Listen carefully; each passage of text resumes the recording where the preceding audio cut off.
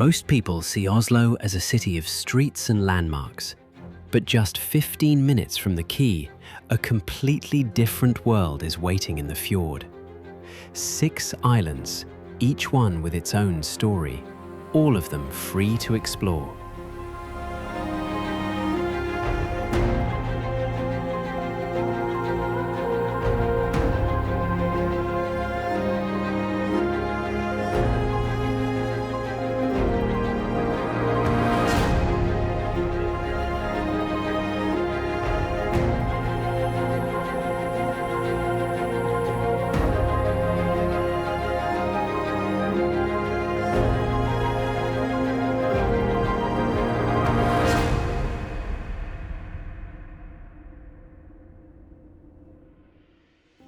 We take the Ruter ferry from Aker Brygge.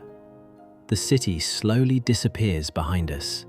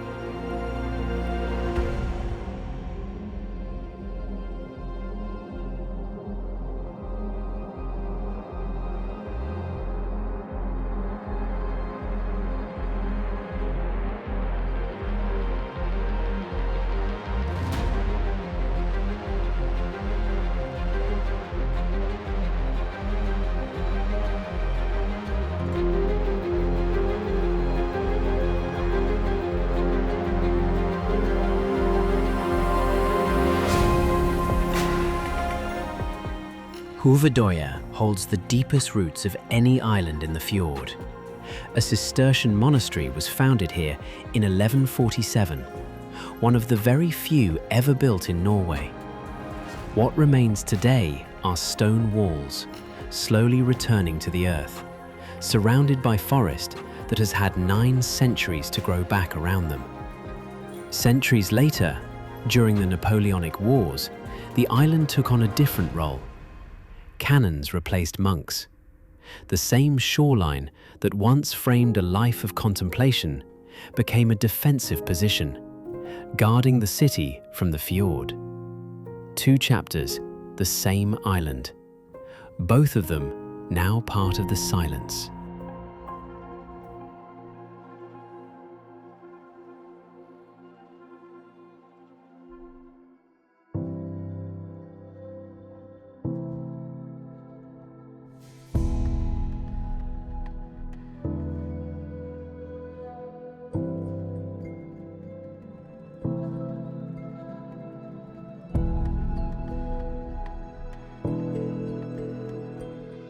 Lindøya belongs to Oslo in a different way.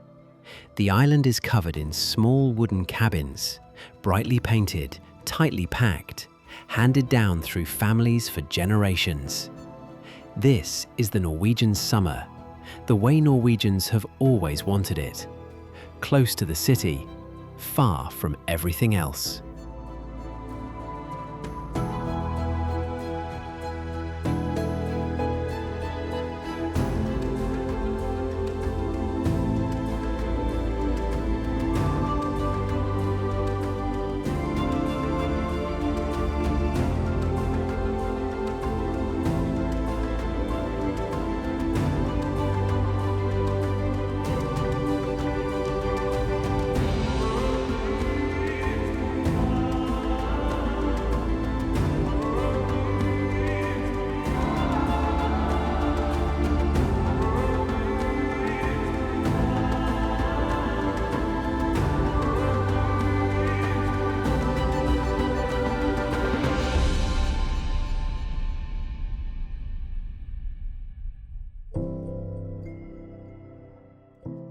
Gressholmen is a nature reserve today, but in 1927 it was Oslo's first airport.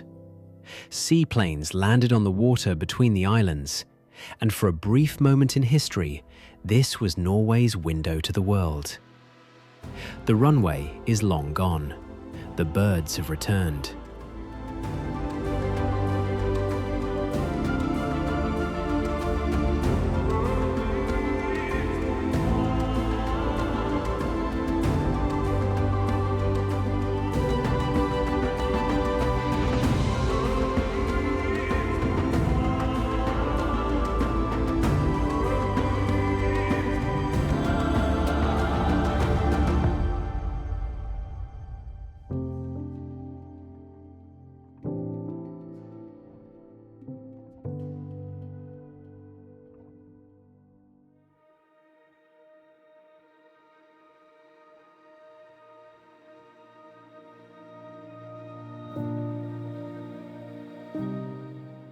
Bleikøya carries a more delicate legacy than the other islands. The large white house on the shoreline wasn't built for summer holidays. In the 1880s, it was a sanatorium for children, a place where the sea air was used as medicine before modern science caught up. Today, that same air carries the sound of many colourful cabins. What was once a place of isolation and recovery has become a village on the water, a dense, vibrant community that has outlived its sombre history. It is an island of second chances.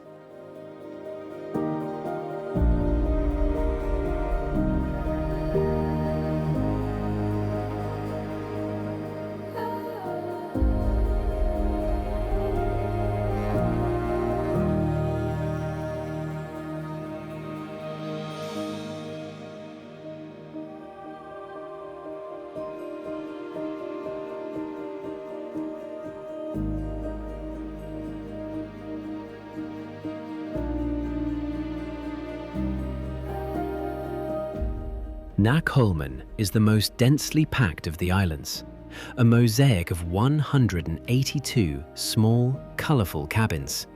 Its story is one of the city's right to rest. In the early 20th century, families from the industrial east side of Oslo built simple shelters here to escape the smoke of the factories. What started as a few temporary shacks became a permanent, cherished community. A small piece of the city, floating in the sea.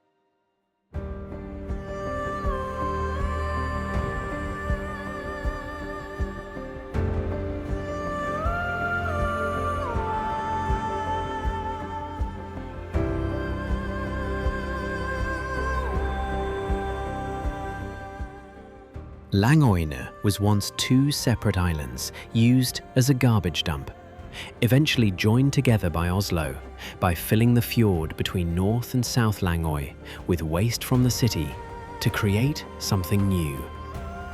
It is the island of ultimate freedom. On one side, a forest of tents where camping is permitted throughout the summer. On the other, a secluded shore facing the open sea, reserved for those who prefer to bathe in the traditional naturist way. Between them lies a long, sandy beach, a rare luxury in these northern waters. It is a place where the social rules of the city seem to dissolve. The only place in the fjord where you can truly disappear.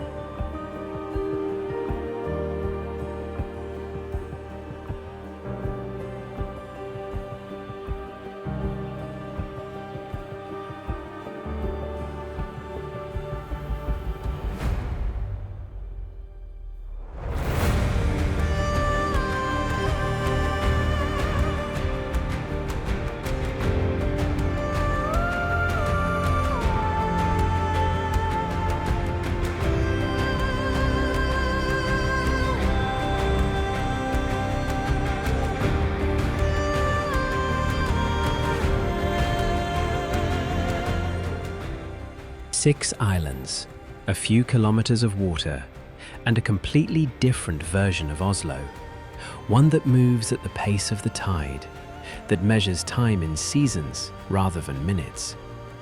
The archipelago is not a destination most visitors plan for, but those who find their way here rarely leave without wanting to come back.